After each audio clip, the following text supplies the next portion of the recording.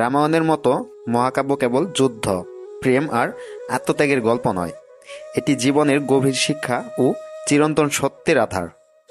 আজ আমরা কথা বলবো সেই উপদেশগুলোর, যেগুলো নিজেই দিয়েছিল মহাপরাক্রমশালী রাবণ মৃত্যুর প্রাক্কালে।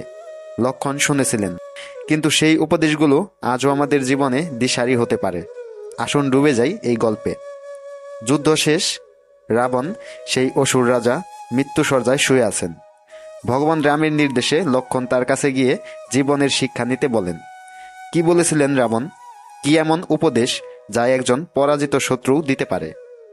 উপদেশ নাম্বার 1, সময়ের মূল্য বোঝা। রাবণ বলেছিলেন, যে কাজই করো তা সঠিক সময়ে করো। আমি যদি সীতাকে অপহরণ না করতাম কিংবা সময় মতো রাম ও লক্ষণকে হত্যা করতাম, তবে আমার পরিণতি ভিন্ন হতে পারত। সময়ের সঠিক ব্যবস্থাপনা করাই মানুষের সবচেয়ে বড় শক্তি। উপদেশ নাম্বার 2, অহংকারের পতন নিশ্চিত। রাবণ আরও বলেছিলেন, অহংকার মানুষকে ধ্বংস করে। আমার জ্ঞান, শক্তি আর ক্ষমতা আমাকে অন্ধ করেছিল। নিজের ভুল বোঝার ক্ষমতা হারিয়ে ফেলেছিলাম। অহংকারের এই অভিশাপ থেকে দূরে থাকো। উপদেশ নাম্বার 3, মন্দ লোকের পরামর্শ থেকে দূরে থাকা। রাবণ বলেছিলেন, মন্দ লোকের পরামর্শ সবসময় সর্বনাশ ডেকে আনে। আমি যদি মন্দদরির কথা শুনতাম আর আমার মন্ত্রীদের বাজে উপদেশ কান না দিতাম, তাহলে আজ এই পরিস্থিতি হতো না।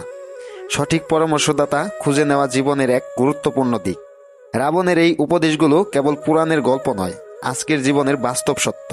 সময়ের সঠিক ব্যবহার, অহংকার পরিত্যাগ আর সঠিক পরামর্শদাতা নির্বাচন, এগুলোই জীবনে সাফল্য আর শান্তি এনে দিতে পারে। রাবণ তার ভুলগুলো বুঝতে পেরেছিলেন মৃত্যুর মুহূর্তে, কিন্তু আমাদের সেই ভুল করার সুযোগ নেই। সময় থাকতে শেখা জরুরি। বন্ধুরা, ভিডিওটি যদি ভালো লেগে থাকে তাহলে অবশ্যই আমাদের পরবর্তী ভিডিওগুলো দেখতে চ্যানেলটি সাবস্ক্রাইব করে সাথে থাকুন। ধন্যবাদ।